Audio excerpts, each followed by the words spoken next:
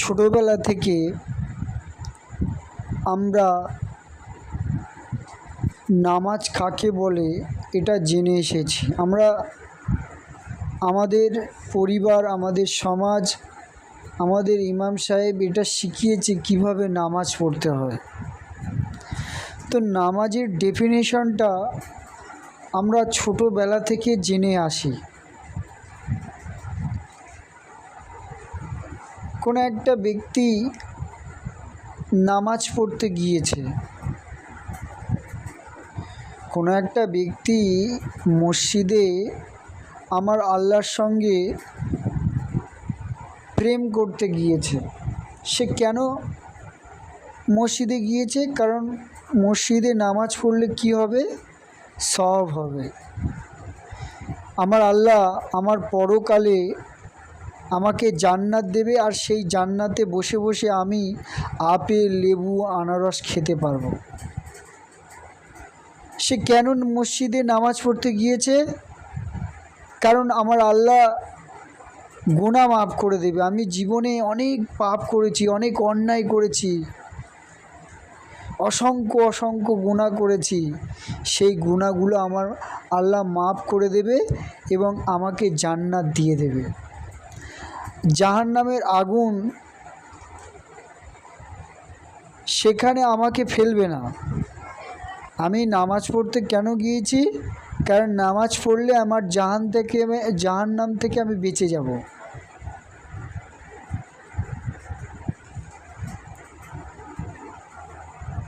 আমার এই শরীরটাকে জাহান্নামে আর ফেলবে না। তো এই শরীরটাকে যদি জাহান্নামের আগুনে ফেলে দেয় তাহলে এই শরীরটা পুড়ে ছাই হয়ে যাবে, আমার কষ্ট হবে। তো সেই কথা ভেবে অনেকেই নামাজ পড়তে যায়। আবার অনেকেই ভাবে যে বয়স হয়ে যাচ্ছে, ধর্মের একটু রীতিনীতি পালন করতে হবে, কবরেতে যাবার সময় হয়ে এসেছে, সারাটা জীবন তো ভোগ আর এন্টারটেনমেন্ট করেছি, শেষের বেলাও কি ভোগ এন্টারটেনমেন্ট করে সেই জান্নাত থেকে আমি বঞ্চিত হব? অনেকেই আবার এই কারণে নামাজ পড়তে যায়। অনেকে এই কারণে নামাজ পড়তে যায় যে সবাই তো নামাজ পড়তে যাচ্ছে রাস্তা দিয়ে, আমি যদি নামাজ পড়তে না যাই, বাড়ি থাকি, তাহলে আমার মা বাবা আমাকে খারাপ বলবে, দুচ্ছাই মন্দ করবে। অনেকে আবার এই কারণে নামাজ পড়তে যায়। আবার অনেকে এই কারণে নামাজ পড়তে যায় যে 5 ওয়াক্ত তো নামাজ পড়েনি, সেই ঈদই একটা নামাজ হয় আর সপ্তাহে একটা নামাজ হয়, এই দুটো নামাজও যদি বাদ দেই তাহলে তো আমি কাফের হয়ে যাব।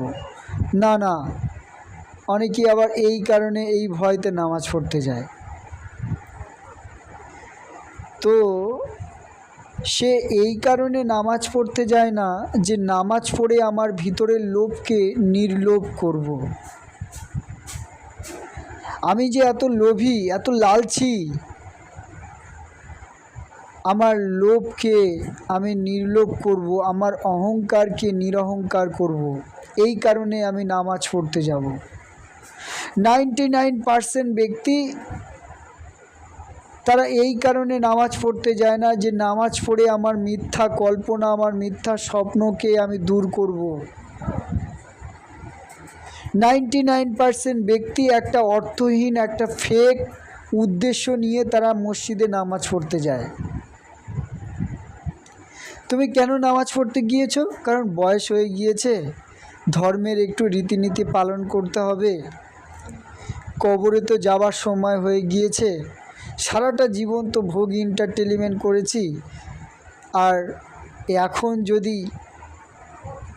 আমি যদি ধর্মের রীতিনীতি পালন না করি তাহলে আমার আল্লাহ গুনাহ মাফ করবে না, আর গুনাহ না মাফ করলে আমি তো জাহান্নামের আগুনে চলে যাব। সেই কারণে সে নামাজ পড়তে যায়। সে এই কারণে নামাজ পড়তে যায় না যে নামাজ পড়ে আমার অজ্ঞানতাকে, আমার কুসংস্কারকে দূর করব। সে এই কারণে নামাজ পড়তে যায় না যে নামাজ পড়ে আমার অহংকারের চালাকিকে জানবো, তার ভণ্ডামিকে জানবো, তার মিথ্যাকে জানবো এবং কাটবো, কেটে আমার জীবনকে সহজ সরল করব, আমার জীবনকে অন্ধকার থেকে আলোর দিকে নিয়ে যাব। সে এই কারণে নামাজ পড়তে যায় না। সে তো এটা খুব ভালো রকম জানে যে আমি খুব লোভী, আমি খুব অহংকারী, আমার ভিতরের অজ্ঞানতা, কুসংস্কার আর মিথ্যা কল্পনা এগুলো যদি আমি কেটে দেই, ত্যাগ করি, তাহলে তো আমার জীবনটা নিরামিষ হয়ে যাবে। আমার লোভটাকে যদি নির্লোভ করি তাহলে আমার জীবন নিরামিষ হয়ে যাবে। তো আমি তো আমিষ পছন্দ করি, আমি ভোগ এন্টারটেনমেন্ট করতে চাই। তো পাশাপাশি আমার ধর্মের রীতিনীতিও পালন করতে থাকবো, আর ভোগ এন্টারটেনমেন্ট যেরকম চলছে সেরকম চলতে থাকবে। সে এই কারণে নামাজ পড়তে যায় না যে নামাজ পড়ে আমার ভিতরের মোহ মায়াকে দূর করব। সে তো এটা ভালো রকম জানে যে আমার সন্তানের প্রতি, আমার স্ত্রীর প্রতি, আমার এই দুনিয়ার প্রতি, টাকার প্রতি আমার যে এত মোহ, এত মায়া, সেগুলো যদি আমি ত্যাগ করি নামাজ পড়ে, তাহলে কি হবে? আমার জীবন নিরামিষ হয়ে যাবে, আমার থেকে সবাই, তাহলে আমার জীবন ছিনিমিনি হয়ে যাবে। আমি ভোগ করব কি করে? সন্তানের প্রতি, স্ত্রীর প্রতি আমার যদি কোনো মোহ না থাকে, মায়া না থাকে, তাহলে তো আমার জীবনটা সহজ হয়ে যাবে, আমার সরল হয়ে যাবে। আসলে সে সহজ সরল জীবন চায় না, সে জটিল জীবন চায়। সেই কারণে সে একটা নকল ফেক উদ্দেশ্য নিয়ে নামাজ পড়তে যায়, একটা অর্থহীন, একটা মূল্যহীন উদ্দেশ্যর উপরে দাঁড়িয়ে সে নামাজ পড়তে যায়। এর ফলে তার জীবন আর বদলায় না, তার জীবনটি যেমন ছিল তেমনই থেকে যায়, তার জীবনটি যেমন অন্ধকারে ছিল সেই অন্ধকারে থেকে যায়। কোনো একটা ব্যক্তি তার ভিত যদি শক্তপোক্ত না হয়, তার যে বাড়ি তৈরি করে সেই বাড়ির যদি ভিত শক্তপোক্ত না হয়, খুব স্ট্রং না হয়, তাহলে সেই বাড়িটি ঝড় হলে, তুফান হলে, খুব যদি ঝড় হয় তাহলে সে মানে ভেঙে যাবে। তো ঝড় তো সবসময় স্লো ঝড় হবে না, ঝড় তো একদিন না একদিন জোরে হবেই, আর তোমার ঘর ভাঙবেই, আর তোমার জীবন অন্ধকারে চলে যাবে। তোমার জীবন একটু জোরে ঝড় হবে আর টলমলো করতে থাকবে, কারণ তোমার ভিত দুর্বল, তোমার ভিত একটা নকল অর্থহীনের উপরে দাঁড়িয়ে আছে। কোনো একটা ব্যক্তি মসজিদে গিয়ে নামাজের পাত্রীতে দাঁড়িয়ে কোরআনের কিছু আয়াত উচ্চারণ করে আর মনে মনে পাঠ করে রুকু সেজদা দিয়ে বাড়ি আসে। বাড়িতে তার স্ত্রী বলে, আমার স্বামী নামাজ পড়ে এসেছে। কোনো একটা ছেলে মসজিদ থেকে নামাজ পড়ে সে যখন বাড়ি আসে তখন তার মা বলে, আমার ছেলে নামাজ পড়ে এসেছে। তোমার ছেলে, তোমার স্বামী মসজিদে গিয়ে কি করে এসেছে? কোরআনের কিছু আয়াত উচ্চারণ করে আর মনে মনে পাঠ করে এসেছে। তো কোরআনের আয়াত কি এই কারণে এসেছে? কোরআনের আয়াত কি এই কারণে এসেছে যে শুধু মনে মনে পাঠ করতে হবে আর মনে মনে উচ্চারণ করতে হবে? কোরআন আমার আল্লাহ কেন পাঠিয়েছে তোমার কাছে? যাতে তুমি কোরআনটাকে পড়ে নিজেকে জানতে পারো, আমি কে জানতে পারো, আমি কে এবং এই দুনিয়াটা কি।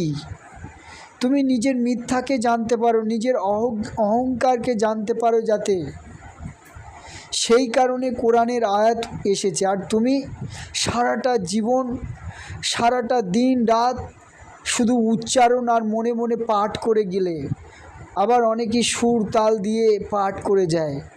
অনেক মাওলানা ইমাম সাহেব বলে কোরআনের অমুক সূরা এতবার পাঠ করলে তোমার গুনাহ মাফ হয়ে যাবে, অমুক সূরা 200 বার পাঠ করলে তোমার এতটা নেকি হবে। তো কোরআনের আয়াত কি এই কারণে এসেছে যে তোমার গুনাহ মাফ হবে? কোরআন তো এই কারণে এসেছে যাতে তুমি নিজেকে জানতে পারো, নিজের অহংকারকে জানতে পারো, নিজের অহংকারের চালাকি তার ভণ্ডামিকে জানতে পারো, নিজের ভিতরের কুসংস্কারকে যাতে জানতে পারো। এই কারণে তো কোরআনের আয়াত এসেছে। তুমি সারাটা জীবন শুধু উচ্চারণ করে গেলে, মনে মনে পাঠ করে গেলে, তোমার প্রচণ্ড ফিভার, প্রচণ্ড জ্বর, তোমার জ্বরে তোমার শরীরটা গরম হয়ে গিয়েছে, তোমার টেম্পার এতটাই এসে গিয়েছে যে তুমি কাঁপছো, তোমার ভীষণ কষ্ট হচ্ছে, ভীষণ বেদনা হচ্ছে, জ্বরে তোমার গা আগুন হয়ে গিয়েছে। তো প্যারাসিটামল তো তোমাকে খেতে হবে। তুমি যদি প্রচণ্ড জ্বর, তুমি যদি প্যারাসিটামল তোমার কাছে দেই, আর তুমি যদি প্যারাসিটামল তুমি যদি সারা জীবন উচ্চারণ করে যাও, তাহলে কি তোমার জ্বর সারবে? উচ্চারণ করে গেলে আর মনে মনে পাঠ করে গেলে, তুমি যদি বলো প্যারাসিটামল এরকম যদি উচ্চারণ করে যাও, তাহলে তোমার জ্বরটা সারবে কী করে? তুমি যদি কোরআনটাকে জীবনে ইমপ্লিমেন্ট না করো, তাহলে তোমার ভিতরে ভাইরাসটা মরবে কী করে? তোমার ভিতরে যে লোভ, মোহ, মায়া, যে অহংকার, তার যে বৃত্তিগুলো, এই অবাধ্য বৃত্তিগুলো, সেগুলোকে নিষ্ক্রিয় করবে কি করে তুমি? তো সারাটা জীবন 99% ব্যক্তি তারা সারাটা জীবন শুধু উচ্চারণ করে গিয়েছে আর মনে মনে পাঠ করে গিয়েছে। তারা জীবনে কোরআনটাকে ইমপ্লিমেন্ট করে না। তারা জীবনে কোরআনটাকে ইমপ্লিমেন্ট করে নিজের অজ্ঞানতাকে জানতে চায় না, নিজের কুসংস্কারকে দূর করতে চায় না, নিজের মিথ্যা কল্পনাকে দূর করতে চায় না। তারা শুধু উচ্চারণ করে গিয়েছে আর মনে মনে পাঠ করে গিয়েছে।